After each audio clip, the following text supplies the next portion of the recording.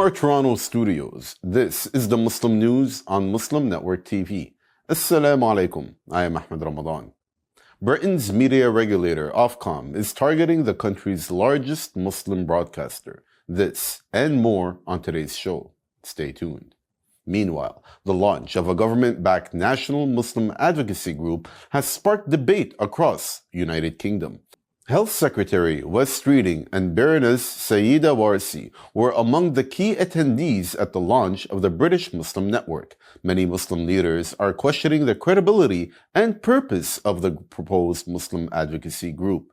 The new body, introduced with the support of senior officials and political figures, says it aims to represent Muslim voices and engage authorities on community issues. However, observers say the British Muslim Network could marginalize the long-established Muslim Council of Britain, or MCB, which has represented the community for nearly 3 decades.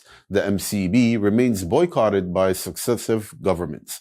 Analysts argue the British Muslim Network lacks grassroots legitimacy and is filled with establishment-friendly figures. Some community activists warn the group's creation could deepen divisions and weaken independent Muslim advocacy in Britain. Britain's media regulator, Ofcom, is targeting the country's largest Muslim broadcaster. The Islam channel reaches more than 2 million viewers daily, offering Muslim perspectives on global affairs. In the past, it has faced repeated investigations and fines for programs critical of Israel or Western foreign policy.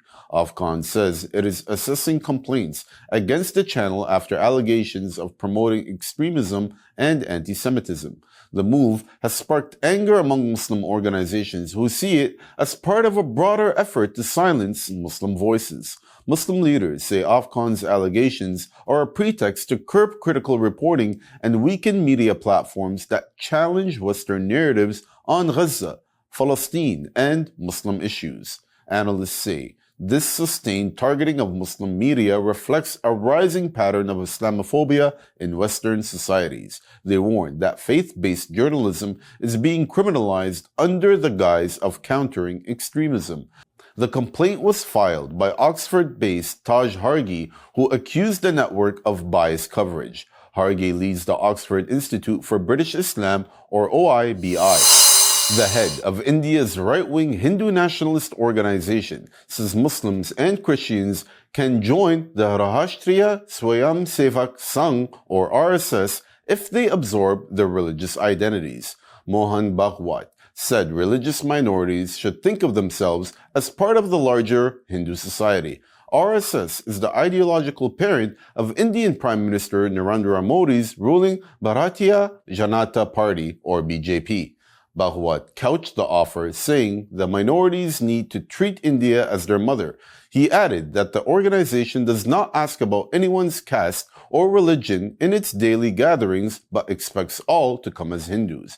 However, despite such claims, observers note in its 100-year history, all 6 RSS chiefs have been from upper caste Hindu backgrounds. The RSS has rarely allowed lower caste Hindus into prominent roles.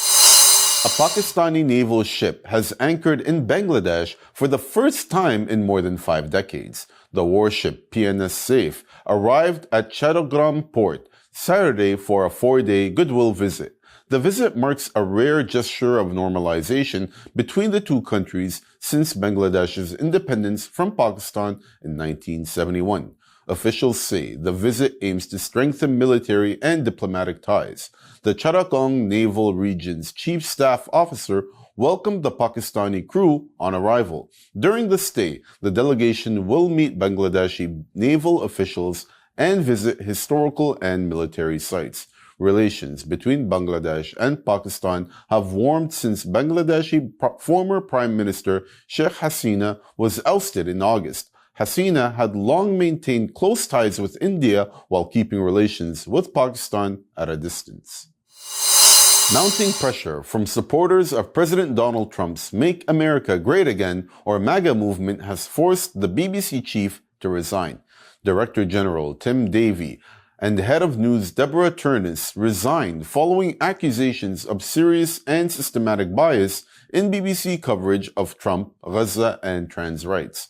Davey said his exit was his own decision, but insiders described it as a coup by the broadcaster's political enemies. The controversy began after a complaint that a Panorama episode had misleadingly edited Trump's 2021 speech, a charge that fueled MAGA outrage online. A leaked memo published by The Telegraph revealed that a BBC documentary had stitched together two separate parts of Trump's January 6, 2021 speech. This made it appear that he urged supporters to attack the Capitol. Trump's campaign called the BBC 100% fake news, while Trump himself celebrated the resignation on social media. Davey admitted mistakes were made, but denied institutional bias. Turnus said the controversy was harming the institution. The scandal comes as the BBC faces crucial government talks over its future and funding. Trump celebrated the resignation, calling the executives very dishonest people and thanking The Telegraph for exposing corrupt journalists. A breakthrough may be emerging in the U.S. government shutdown. Axios reports that at least 10 Senate Democrats are ready to back a Republican-led move to advance a spending package that could reopen government offices. The plan includes a short-term funding bill through January and a separate December vote to extend Obamacare tax credits. President Donald Trump attacked the proposal on Truth Social, calling the health program a disaster and blaming Democrats for the shutdown. Sources say the compromise also contains aid for federal workers who have gone weeks without pay. If enough Democrats cross the aisle, it could clear the way for a Senate vote to end the 40-day stalemate, the longest shutdown in U.S. history. Talks remain fluid, and no final deal is on the table yet, but both parties are under growing pressure as public anger rises and essential services remain paralyzed. A new report says President Biden ignored intelligence showing Israel's genocide in Gaza may have broken U.S. and international law. Details coming up after the break.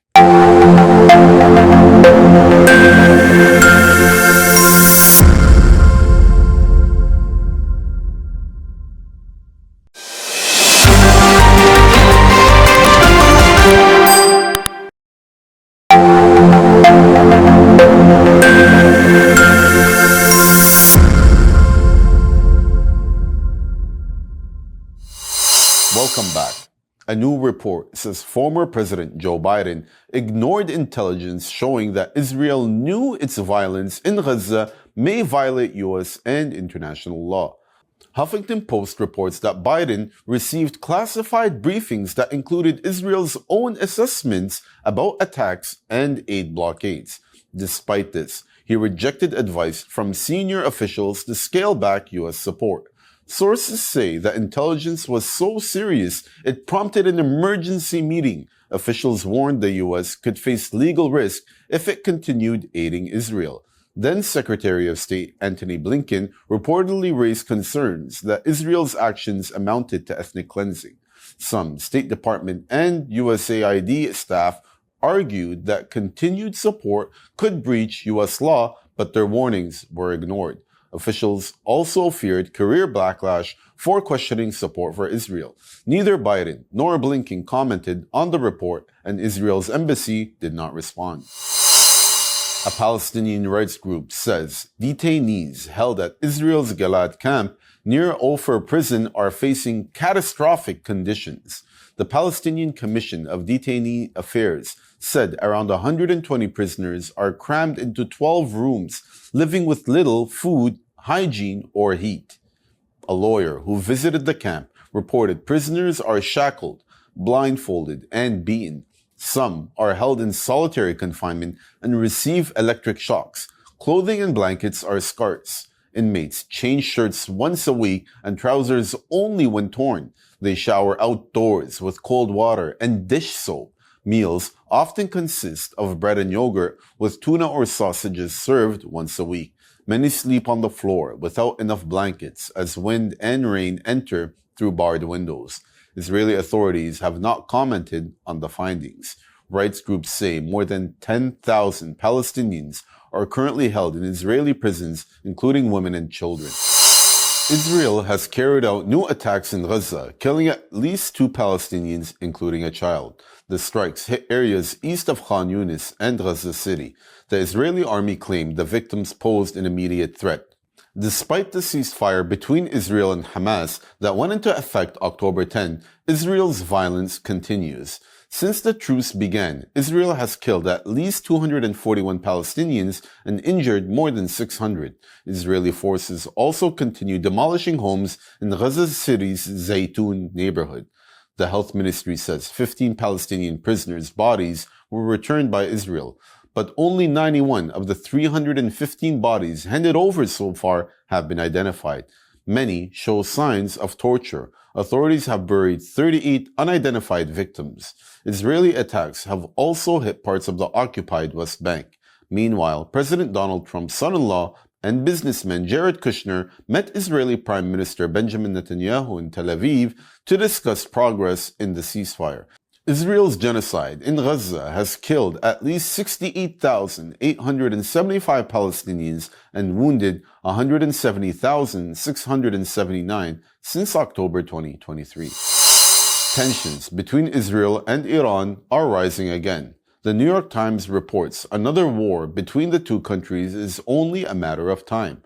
The report says Iran still has a large stockpile of enriched uranium and is rapidly expanding its missile program.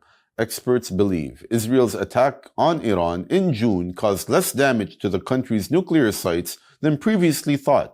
Tehran is now producing missiles around the clock, hoping to fire thousands at once in any new conflict. The 2015 nuclear deal has expired, and fresh U.S. sanctions on Iran have deepened the standoff. Iran also blocked international inspectors from a new enrichment site.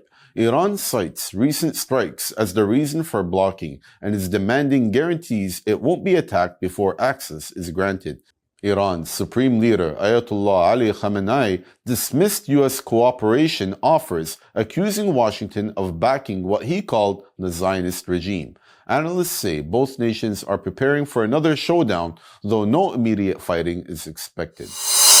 Hundreds of civilians in Sudan have been buried in mass graves, and others burned by the paramilitary Rapid Support Forces, or RSF, in the city of Al-Fashir.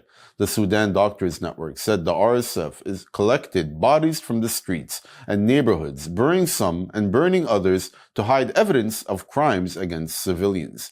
Medics called it a full-fledged genocide and said the atrocities violated international and religious laws guaranteeing dignified burials. They urged the world to act immediately and launch an independent investigation into what they described as a systematic campaign of extermination. Al-Fashir, the capital of North Darfur, fell to the RSF October 26 after weeks of fierce fighting. Rights groups say ethnic-based massacres have followed, deepening Sudan's division. The war between the RSF and the Sudanese army, which began in April 2023, has killed thousands and displaced millions across the country. Number 13, nearly 90,000. The UN Migration Agency says more than 7,000 civilians have fled the Sudanese city of Al-Fashir in recent days. This brings the total displacement to nearly 89,000 since the paramilitary Rapid Support Forces, or RSF, took control last month. The International Organization for Migration said worsening insecurity in North Darfur has forced families to escape towards nearby towns such as Tawila, Melit, and Saraf Umra. Its latest tracking report warns that roads remain unsafe, disrupting aid deliveries and civilian movement. The RSF captured Al-Fashir on October 26 after fierce clashes with the Sudanese army. Rights groups have accused the militia of ethnic-based killings and torching neighborhoods. Aid agencies warn that North Darfur is on the brink of a humanitarian collapse as violence spreads. Number 14, smart keyboard. A smart